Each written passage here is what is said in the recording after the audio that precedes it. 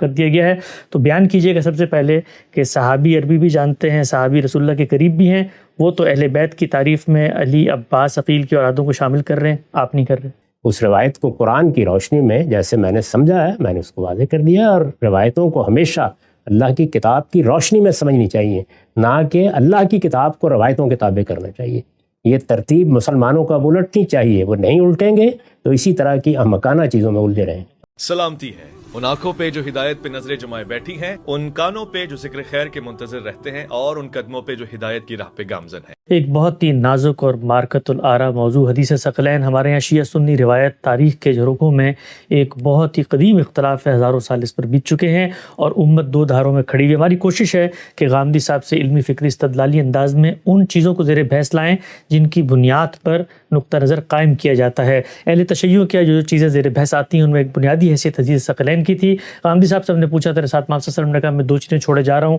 ایک کتاب اور دوسری اطرتی کے الفاظ آتے ہیں۔ اصل حدیث کیا ہے، مفہوم کیا ہے، مراد کیا ہے؟ غام صاحب آپ کی بات سامنے آ گئی تھی، میں کچھ توضیحی باتیں اس پر پوچھ کے آگے بڑھوں گا، اور ایک اور بڑی مارکت الآرا روایت ہے جسے حدیث قصہ کہا جاتا ہے، اور اسی سے استدلال کر کے یہ کہا جاتا ہے کہ سیدنا علی اور اہل بیت کو اللہ کے پیغمبر نے اپنے بعد خلافت سونپ دی تھی، اور آیت تطہیر بھی اسی کے بعد نازل ہوئی ہے۔ یہ بیان کیجیے غام صاحب، حدیث ثقلین پر تو آپ نے نقطہ نظر دو چار کی طرح واضح کیا۔ کہا یہ گیا ہے کہ زید بن ارقم ایک صحابی ہیں، ان کی بھی ایک روایت ہے، بڑی کتابوں میں آئی ہے، وہ بھی یہی روایت بیان کرتے ہیں پوری کی پوری جو ہم نے پڑھی تھی، ایک اضافے کے ساتھ کہ آخر میں ان سے پوچھا گیا کہ اہل بیت کون ہیں، تو ان کی جو اہل بیت کی تعریف تھی اور جو آپ بات بیان کرتے ہیں اس میں کافی فرق ہے۔ جب ان سے پوچھا گیا کہ اہل بیت کون ہے، کہ نبی صلی اللہ علیہ وسلم کی ازواج مطہرات اہل بیت ہیں، تو انہوں نے فرمایا کہ وہ بھی ہے، لیکن اہل بیت وہ ہیں جن پر زکوٰۃ حرام کی گئی ہے، اور اس کی پھر انہوں نے تعریف کی کہ عقیل کی، علی کی، جعفر کی اور عباس کی اولادیں سب پر صدقہ بھی حرام ہے۔ اور ایک اور روایت بھی ملتی ہے، آپ نے بھی ایک دفعہ پڑھی تھی، سیدنا حسن نے گھر کے اندر کو کھجور کھا لی تو اللہ کے پیغمبر نے کہا کہ ہم پہ صدقہ حرام کر دیا گیا ہے۔ تو بیان کیجئے گا سب سے پہلے کہ صحابی عربی بھی جانتے ہیں، صحابی رسول اللہ کے قریب بھی ہیں، وہ تو اہل بیت کی تعریف میں علی، عباس، عقیل کی اولادوں کو شامل کر رہے ہیں، آپ نہیں کر رہے۔ مجھے کیا کرنا ہے اور کسی اور کو کیا کرنا ہے، اس کا تعلق میری یا آپ کی ثوابدید سے نہیں ہے، اس کا تعلق قرآن مجید کے فہم سے ہے۔ قرآن مجید کے بارے میں ہم بارہا یہ واضح کر چکے ہیں کہ وہ دین کی برہان قاطع ہے، یہ حیثیت اس کو اللہ تعالیٰ نے دی ہے۔ قرآن مجید نے خود اپنے بارے میں بتایا ہے کہ وہ میزان اور فرقان ہے، اس کو ترازو بنا کر نازل کیا گیا ہے، وہ حق و باطل میں فرق کے لیے ہمیں دیا گیا ہے، اور اس کے بارے میں یہ وضاحت کی گئی ہے کہ یہ قرآن اور اس سے پہلے کی کتابیں بھی یہ نازل ہی اس لیے کی جاتی ہیں کہ لِیَحْکُمَ بَيْنَ النَّاسِ فِي مَا اخْتَلَفُوا فِيهِ، لوگوں میں جو اختلافات ہیں ان کا فیصلہ کر دیں۔ قرآن مجید کو سمجھنے کے لیے یہ بات بھی بارہا بتائی جا چکی ہے کہ تین ہی مراحل سے آپ کو گزرنا ہوتا ہے۔ ایک یہ کہ آپ عربیت کے لحاظ سے لفظ کے معنی جان لیں، ایک لفظ استعمال ہوا ہے، عربی زبان کا لفظ ہے، وہ کس کس معنی میں مستعمل ہے اس کو آپ معلوم کر لیں۔ اس کے بعد آپ اس جملے میں قرآن نے اسے استعمال کیا ہے، ایک جگہ کیا ہے، دو جگہ کیا ہے، یا اس سے زیادہ کیا ہے، اس کی تالیف میں رکھ کے اس کو دیکھیں کہ وہاں اس جملے نے اس میں کوئی تخصیص تو پیدا نہیں کر دی، کوئی تعمیم پر دلالت کرنے والی چیز تو نہیں ہے، اس کے معنی میں کوئی توسیع تو نہیں ہو رہی اس سے۔ یہ سب چیزیں جملے کے لحاظ سے دیکھیں، اور آخر میں سیاق و سباق، یعنی وہ جملہ کہاں آیا ہے، کس سے آپ میں نے بڑی تفصیل کے ساتھ یہ بتایا تھا کہ عربی زبان میں اہل بیت کا لفظ کس کے لیے استعمال ہوتا ہے، گھر والوں کے لیے استعمال ہوتا ہے، اس میں سب سے پہلے بیویاں ہیں۔ یہ ہماری اردو میں جیسے بولا جاتا ہے گھر والے، ویسے ہی لفظ اہل بیت میں پورا خاندان کیسے ہو سکتا ہے، تو لفظ بیت ہی اس سے اباح کر رہا، یعنی جو لفظ آپ استعمال کریں گے اس لفظ کی ایک مجازی توضیح بھی ہوتی ہے، جس کو میں نے کئی مرتبہ واضح کیا ہے کہ یہ ہو سکتا ہے کہ میرے پوتے پوتیاں بھی میرے گھر میں آئے ہوئے ہوں، نواسے نواسیاں بھی، تو میں یہ کہوں کہ یہ میرے گھر والے ہی ہیں، یا کوئی مجھے بلائے اور یہ کہے کہ گھر والوں کو لے کے آئیے تو ان کو بھی شامل سمجھا جائے۔ یہ توسیع مفہوم یہاں تک تو داخل کیا جا سکتا ہے اس لیے کہ وہ اس گھر سے نکلے ہیں، اس گھر میں ان کی پیدائش ہوئی یا ان کے والدین کی پیدائش ہوئی ہے، تو اس توسیع کو پیش نظر رکھ کے شامل کر لیں۔ لیکن یہ کہ گھر والے اصلاً کون ہیں؟ آپ کی بیویاں، آپ کے بچے جو آپ کے پاس گھر میں رہتے ہیں، انہی کو کہا جاتا ہے۔ نہ اردو زبان میں اس کو اس سے آگے لے جایا جا سکتا ہے، نہ عربی زبان میں اس سے آگے لے جایا جا سکتا ہے۔ اس لفظ کو قرآن نے دوسرے مقامات پر استعمال کر کے بتا دیا ہے کہ اس کے حدود کیا ہے۔ اس میں تذکیر، تانیث، واحد، جمع کی کوئی رعایت ملحوظ نہیں رکھی جاتی۔ ایک بیوی گھر میں ہے اس کے لیے بھی استعمال ہوگا، ہم بھی کرتے ہیں۔ یعنی اگر کوئی آدمی آپ کو دعوت پہ بلائے اور کہے گھر والوں کو لے کے آئیے، تو یہاں یہ بحث نہیں ہوتی کہ گھر والوں کہا گیا ہے، جمع ہے، مذکر ہے، نہیں، وہ بیوی کو کہا جاتا ہے۔ اس کا تعلق زبان کے عرف استعمال سے، عربی زبان میں بھی ایسے ہی ہے۔ تو اس وجہ سے جو اس روایت میں لوگوں کو شامل کیا گیا ہے وہ ظاہر ہے ایک راوی کا بیان ہے۔ نہیں کہا جا سکتا کہ خود زید بن ارقم کی طرف بھی اس کی نسبت کی کیا صورتحال ہے۔ اس طرح کی روایتوں میں کیسے چیزیں اضافہ کر دی جاتی ہیں، لیکن ہم تو سب سے پہلے قرآن مجید میں اگر ایک لفظ استعمال ہوا ہے تو عربیت کی روح سے دیکھیں گے۔ تو میں نے عرض کر دیا کہ اہل بیت کا لفظ جہاں بھی عربی میں آئے گا، گھر والے کا لفظ جہاں بھی اردو زبان میں بولا جائے گا، سب سے پہلے اس میں بیویاں ہوں گی، بچے ہوں گے۔ اس کے بعد توسیعاً بھی آپ کی اگلی نسلوں کے لیے اس کو بول سکتے ہیں، کیونکہ وہ اس گھر سے نکلی ہوئی ہوتی۔ اس سے زیادہ آگے اس کو نہیں بڑھایا جا سکتا۔ آل کا لفظ تو پورے خاندان کے لیے بولا جا سکتا ہے، لیکن اہل بیت یہ گھر والے ہیں، جیسے اردو میں ہے ویسے ہی عربی زبان میں ہے۔ میں نے عرض کیا تھا کہ اس کے بعد یعنی لفظ کے بعد ہی ہم نے جان لیے، اب یہ لفظ قرآن مجید میں استعمال ہوا ہے، کسی لغت میں تو لکھا ہوا نہیں ہے، وہاں ایک سورہ میں استعمال ہوا ہے، آیا تطہیر بھی اس سورہ میں ہے، اس کو آپ پڑھیے، سادہ ترجمہ پڑھ جائیے۔ پوری سورہ میں موضوع ہی رسول اللہ کی ازواج ہے، یعنی منافقین نے رسول اللہ کے گھر کو ہدف بنا لیا۔ وہ چاہتے ہیں کہ باقی حملے تو کامیاب نہیں ہوئے، اب کوئی اخلاقی نوعیت کی بات پیدا کر کے، کوئی اسکینڈل پیدا کر کے رسول اللہ کی شخصیت کو مجروح کیا جائے۔ یہ ساری بات سورہ میں زیر بحث ہے۔ اس میں ازواج مطہرات کو براہ راست خطاب کیا گیا ہے اور ازواج النبی کہہ کے خطاب کیا گیا ہے، اور ان سے کہا گیا ہے کہ اب ایسی نازک صورتحال پیدا ہو گئی ہے کہ اس میں آپ فیصلہ کریں کہ آپ کو اس گھر میں رہنا ہے یا نہیں رہنا۔ رہنا ہے تو اس کے لیے یہ پابندیاں ہیں، یہ آداب ہیں، ان کی میں اس سے پہلے وضاحت کر چکا ہوں۔ اس میں پھر یہ بتایا گیا ہے کہ اللہ تعالیٰ یہ چاہتے ہیں کہ تم ان پابندیوں کا لحاظ کرو، پوری طرح متنبہ رہو۔ یہ لوگ جو غلط چیزیں، جو اخلاقی نجاست تم پر تھوپنا چاہتے ہیں، یہ منافقین، اللہ ان سے تمہیں پاک رکھنا چاہتا ہے۔ یہ ہے پوری بات۔ یہ مضمون جو میں نے آخر میں بیان کیا، یہی آیا تطہیر کا مضمون ہے، یطہرکم تطہیرا۔ اللہ ہر لحاظ سے ان کی تہمتوں سے تمہیں پاک رکھنا چاہتا ہے۔ اس میں کوئی گنجائش ہی نہیں ہے کہ رسالت مآب صلی اللہ علیہ وسلم کی ازواج مطہرات کے سوا کسی کی طرف دھیان بھی جائے آدمی کا۔ قرآن مجید اتنا واضح ہے، اتنا مبرہن ہے کہ آدمی اس کے علاوہ کچھ سوچ بھی نہیں سکتا۔ یہ قرآن کا بیان ہے، یہ میں نے واضح کر دیا۔ اس کے واضح کر دینے کے بعد اب کیا ایک مجہول سی روایت کی بنیاد پر قرآن کو منسوخ کر دیا جائے، قرآن میں ترمیم کر دی جائے؟ اچھا، یہ روایت تو جیسی کچھ بھی ہے، اگر کوئی بخاری اور مسلم کی روایت بھی ہو، میں یہ کہتا ہوں اس سے بھی آگے بڑھ کر کوئی روایت آ جائے، کیا وہ قرآن مجید پر اثر انداز ہو سکتی ہے؟ نہیں ہو سکتی۔ تو قرآن مجید میں نہ اس کی کوئی گنجائش ہے کہ اہل بیت کا مصداق کسی اور کو قرار دیا جائے، نہ قرآن مجید میں اس کی گنجائش ہے کہ جو کچھ کہا جا رہا ہے اس میں کسی اور کو شامل کیا جائے۔ وہاں صرف رسول اللہ کی بیویاں زیر بحث ہیں، آپ کی ازواج زیر بحث ہیں۔ یہ بات قرآن مجید کے ہر طالب علم پر آخری درجے میں واضح ہو جاتی ہے۔ بس ایک ہی شرط ہے، اور وہ یہ کہ وہ قرآن کی بارگاہ میں جاتے وقت اپنے تعصبات، اپنے جذبات اور اپنی معلومات کو باہر رکھ جائے۔ قرآن کے سامنے جائے اور قرآن کے سامنے سر جھکا کر جائے، قرآن سے پوچھے وہ کیا کہہ رہا ہے۔ یہ میں نے پوری طرح واضح کر دیا تھا اور بتا دیا تھا۔ اس وجہ سے جو کچھ اس روایت میں بیان کیا گیا ہے وہ عربیت کے بھی خلاف ہے، اور قرآن مجید اس کو قبول بھی نہیں کرتا۔ قرآن میں جو بات کہی گئی ہے اس میں اس توسیع کی بھی کوئی گنجائش نہیں ہے جو زبان کی روح سے ہو سکتی ہے، اس لیے کہ وہاں سیاق و سباق نے بالکل متعین کر دیا ہے کہ زیر بحث ہی ازواج النبی ہیں، رسول اللہ صلی اللہ علیہ وسلم کی ازواج مطہرات،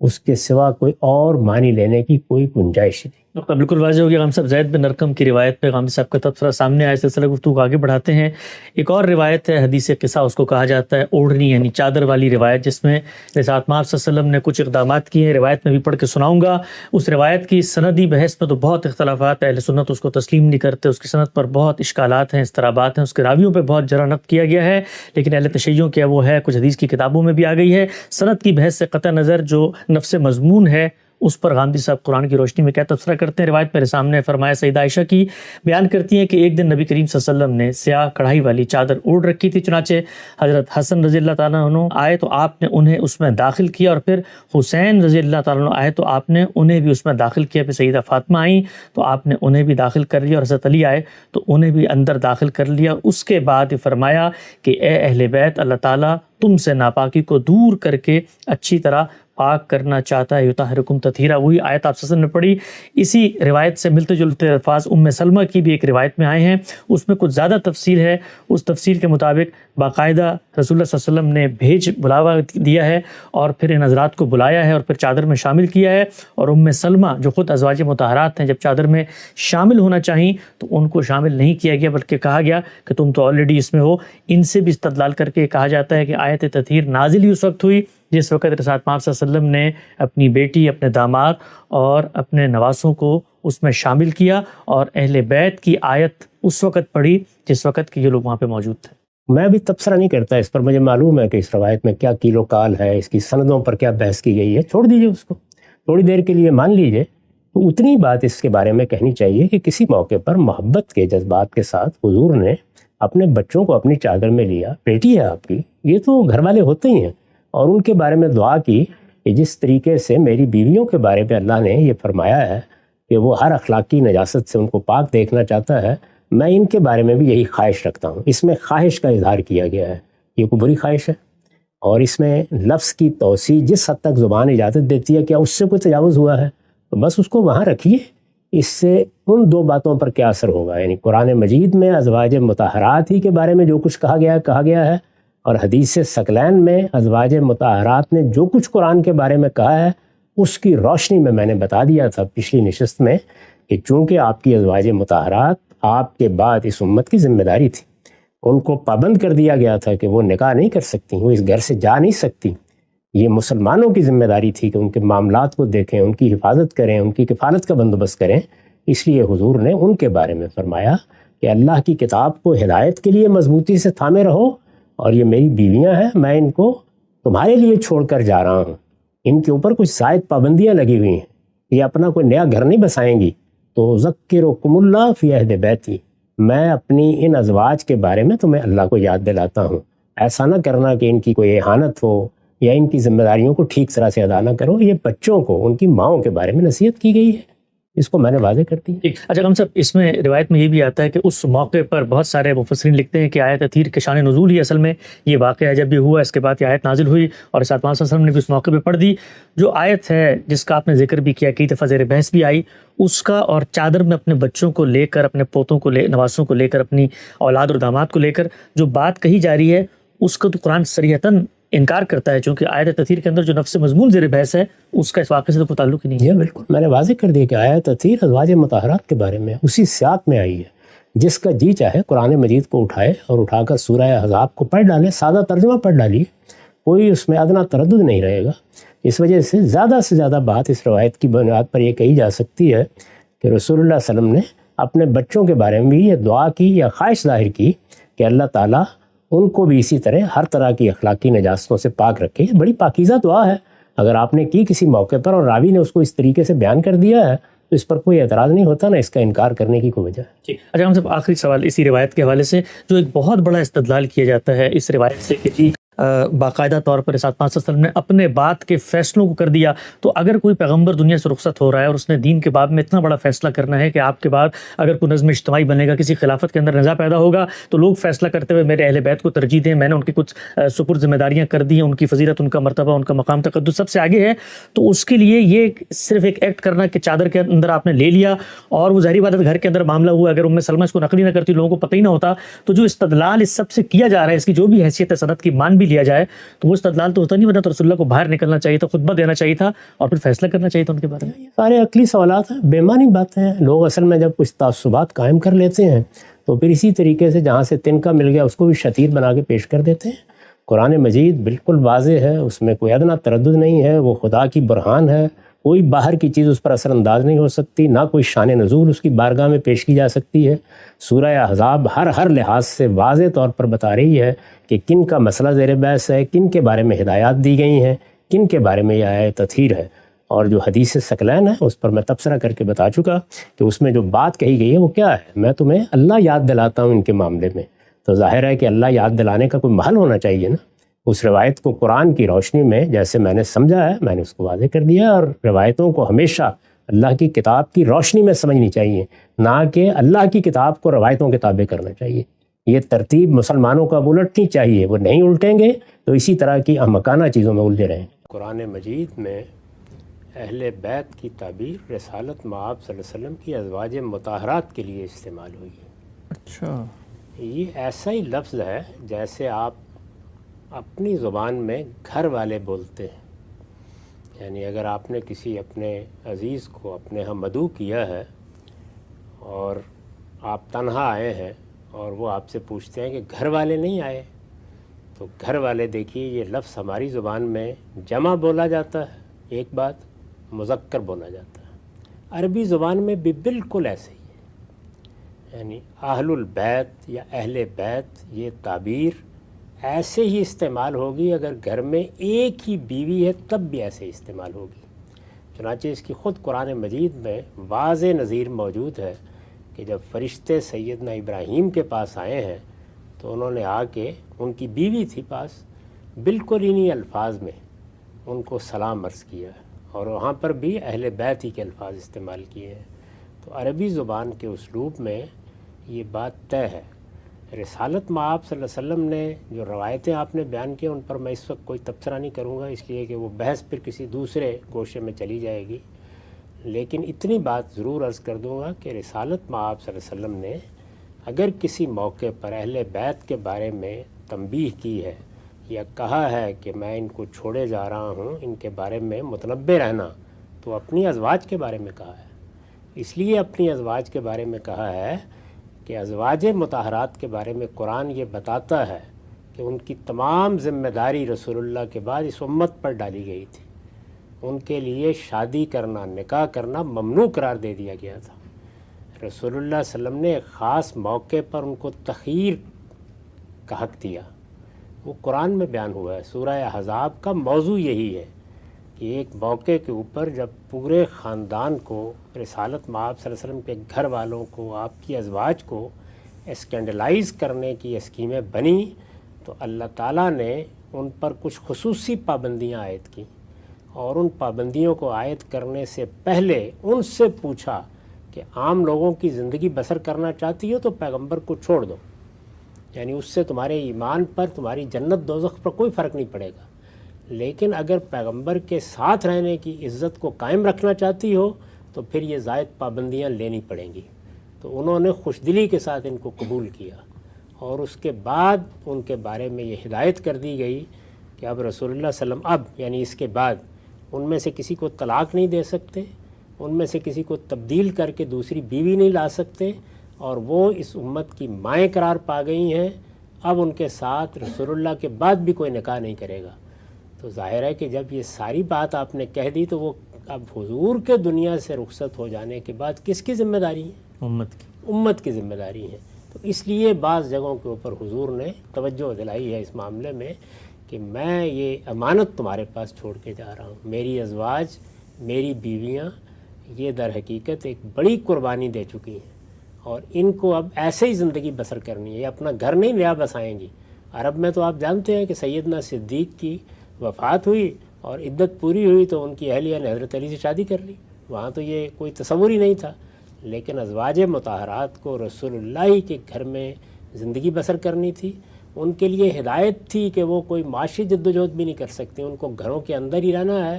اور ان کو ان آداب کی پیروی کرنی ہے آخر دم تک جو ان کے لیے سورہ احزاب میں بیان کیے گئے ہیں۔ تو اس لیے یہ پوری مسلمان امت کی ذمہ داری تھی کہ جب تک وہ باقاعدہ حیات ہیں ان کے لیے عزت کے جذبات ہوں، ان کو ماؤں کی حیثیت سے رکھا جائے، ان کی ضروریات کو پورا کیا جائے، ان کے بارے میں وہ تمام ذمہ داریاں ادا کی جائیں جو ماؤں کے بارے میں بیٹوں پر عائد ہوتی ہیں۔ تو یہ وجہ ہے اہل بیت کے زیر بحث آنے کی۔ اس معاملے میں جو تصورات ہمارے ہاں رائج ہیں بالکل بے بنیاد ہیں، کوئی حیثیت نہیں۔ باقی رہ گئی یہ بات کہ کسی وقت جب محبت کے اسلوب میں آدمی اپنے بچوں یا اپنے نواسوں یا اپنی نواسیوں یا اپنے پوتوں کے بارے میں بھی یہ بات کرتا ہے کہ یہ تو میرے گھر والے ہیں،